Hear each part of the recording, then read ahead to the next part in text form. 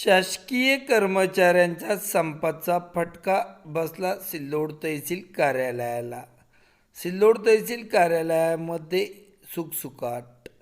आज बुधवार 22 एप्रिल रोजी माध्यमांना माहिती देण्यात आली की आज बुधवार 22 एप्रिल रोजी दुपारी 2 वाजता माध्यमांना माहिती देण्यात आली की शासकीय कर्मचाऱ्यांचा संप असल्याने तहसील कार्यालयामध्ये शासकीय कर्मचारी कोणीही नसल्याने नागरिकांचे व शेतकऱ्यांचे मोठ्या प्रमाणात हाल होत असल्याचे चित्र आज रोजी सिल्लोड तहसील कार्यालयामध्ये दिसून आले आहे.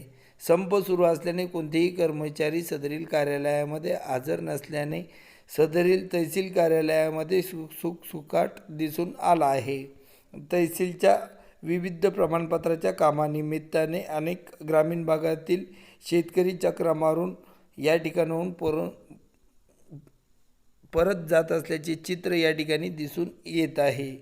हा संप केव्हा संपणार व शेतकऱ्यांचे केव्हा काम होणार अशी विचारणा नागरिक करीत आहे. मात्र त्यांनाही उत्तर देण्यासाठी सदरील तहसील कार्यालयामध्ये कोणीही उपलब्ध नसल्याचे चित्र यावेळी दिसून आले आहे. कार्यालयातील सर्व ऑफिसमध्ये सर्व विभागामध्ये कोणीही नसल्याने सुखसुखाट दिसून येत आहे. अशी माहिती आज रोजी माध्यमांना सदरील माहिती देण्यात आली आहे.